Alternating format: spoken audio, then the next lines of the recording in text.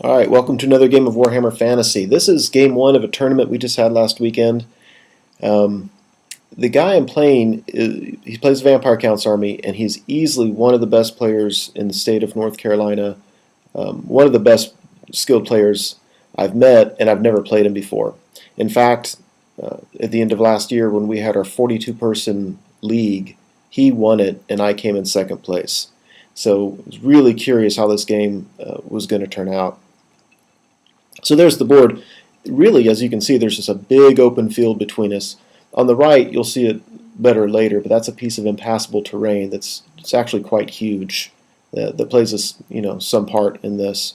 And there's another hill on the lower left where I've got a trebuchet on it. But for the most part, there's an overview of the board. On my far right, his far left, he's got 5 Black Knights, 2 big units of ghouls. He's got a mid-sized unit of skeletons with his level 2 Crown of Commandment vampire in it. Next to the ghouls on the hill, he's got his Graveguard Death Star with the BSB with the Drakenhof banner giving him regen, and an uber fighty lord who has like every wound he does regrows models back in his unit and stuff like that. So it's not too bad of a Death Star because there's only probably 10 of those Graveguard, but they're really hard to kill and they get grown back very, very easily. So then he's got a big gap, and then on his far right, he's got some Wraiths with the Banshee, some Wolves, some Bats, and his Vargulf. So again, there's an overview of the board, and I was looking at that, and I'm thinking, I'm not worried about any unit on the board except for that unit with 2 characters in it. So really what I'd like to do is fight them piecemeal, see if I can just pick them off one unit at a time, and just, wherever I can, just avoid that central unit. So what I did was I put a couple units in the lower right, just so I have something there and I don't get overwhelmed. My Pegasus Knights in the middle are going to fly away. My Peasants in the middle are just trying to hold them up. Everything else is on the left. So I want to deal with everything on my left first. The Wraiths, the Vargulf, Wolves, and Bats. And then swing over and pick my fights wherever I can. So that was my thinking behind it. So on my far right, got my Fast Cav. Their job is to go up right behind that huge piece of impassable terrain so that his Black Knights can't just come swooping through it. These big block of Knights errant, I'm just going to sit there and hold them back, and if I need to, I'm hoping that's enough to punch through a unit that gets too close. Again, my Pegasus Knights will swoop to the left or to the right wherever I need them. Men-at-Arms is Bowman on the hill, of course. More Knights errant, that's the unit with the Errantry banner. Big block of Knights of the Realm with my BSB. Then I've got 4 Grail Knights, and yes, they are purposely set up directly in front of his Wraiths with the Banshee. They've got the banner of "You cannot stand and shoot," so that's the reason their job in life for this game is to take out that Banshee unit. Got a small 10-man unit of Men-at-Arms. Have my Damsel hiding with them. Trebuchet on the hill, 5 Questing Knights, and then my Lord.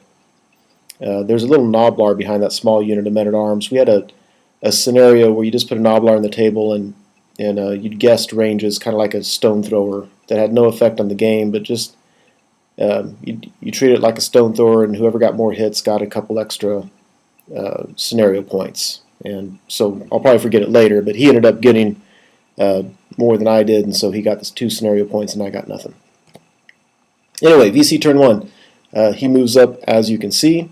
You can see on the left he's kind of pulling those units more towards the center. In a lot of ways, just kind of grouping his guys around that central mini Death Star.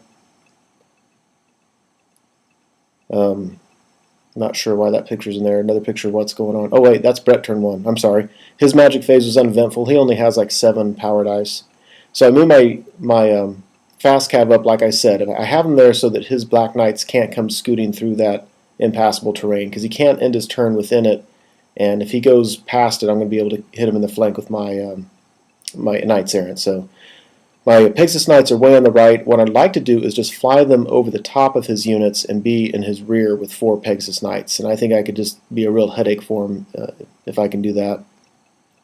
Otherwise, I'm not trying to engage him in a hurry in the middle, but I move my Men-at-Arms forward because they move so slowly. I'm going to need to do that. There's another look at the right. Look in the middle, here on the left. So the big blocks of Knights, I'm holding back a little bit. I'm not in a hurry to get them there too fast. My Lord and the Questing Knights hit the flank of those those dogs, and nice way to get them out of the way early. I bring my Grail Knights up because, again, I want them to charge that Banshee unit. My Lord, I'm also happy taking him into the Banshee unit, and I don't think he'll be in combat at the end of this turn, and so that's another option as well. But between the two of those, I'd like one on the Banshees and one on that Vargulf if I can. So yeah, after combat, made quick work of the dogs. That was easy enough. So VC turn 2. It's amazing how fast his units came over, but those Banshees are all the way over in front of his Graveguard, right in front of my men-at-arms. The Vargulf is all the way over right behind his little mini Death Star. And if you look what he did with his Black Knights, you could tell he knew what I was thinking, because he positioned them so that my Pegasus Knights can't fly over the hill and get behind him.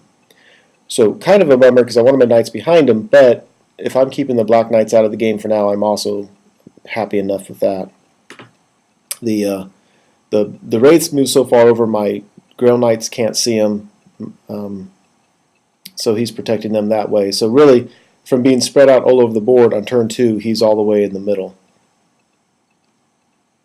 Yeah, there's another close-up picture of what's going on there. So Magic Phase, again, not too awful eventful. He did raise a pretty big unit of zombies right there to help protect the Graveguard, and he killed a couple peasants. And I figure if you're using your magic dice to kill peasants, more power to you.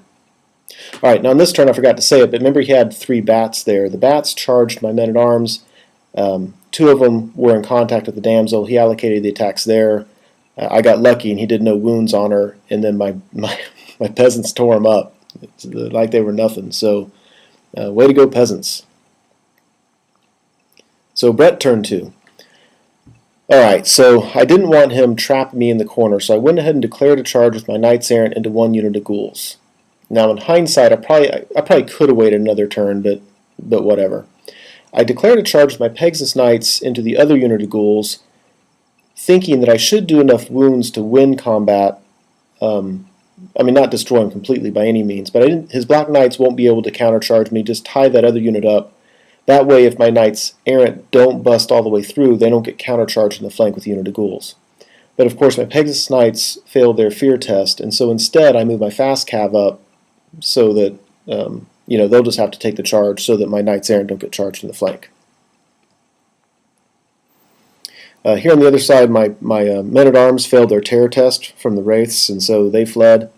I declared a charge with my General and the Knights Errant unit into the Wraiths, and my thinking was I charged the General first. I wanted them to line up to him, and then I wanted the Knights Errant to get into their flank. And my General can do a few wounds with all the combat res, and only one of them getting to fight back on the Knights Errant, 1 or 2.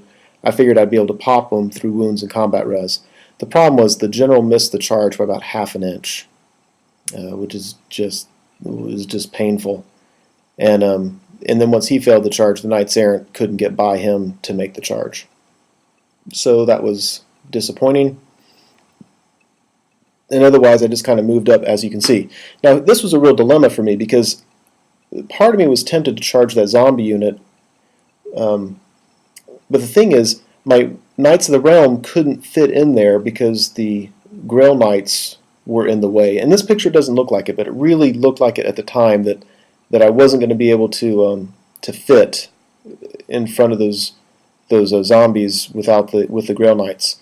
Now, having read the rules because of another reason, I realize now that had I charged with the Knights of the Realm, if the Grail Knights were blocking me, then the zombies would have shifted over to accommodate me. So, live and learn. I didn't want to take the Grail Knights in there, even with help, because if I won, I did not want to get countercharged by his Graveguard unit, and the Grail Knights can't flee. So I figured if I go in there with my Knights of the Realm, if I beat those guys and get countercharged, I would just flee away with them. So Grail Knights were actually kind of, being immune to psychology, were actually a little bit of a hassle this turn. So I decided, instead of rushing things, just to be a little bit patient. He's kind of got himself bottled in a little bit. Let's just bide our time and see if we can line up better charges in the future. In hindsight, one little thing that would have helped if I would have taken my Questing Knights and not have them right next to the Grail Knights, but try to encircle him a little bit more to give me more options in the future. But anyway, That's what's going on.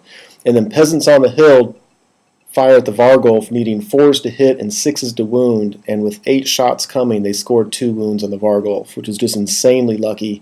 Way to go, peasants. We're on turn 2, and already I've had 2 different groups of peasants really work for me here. So Vargulf down to 2 wounds. That's very nice.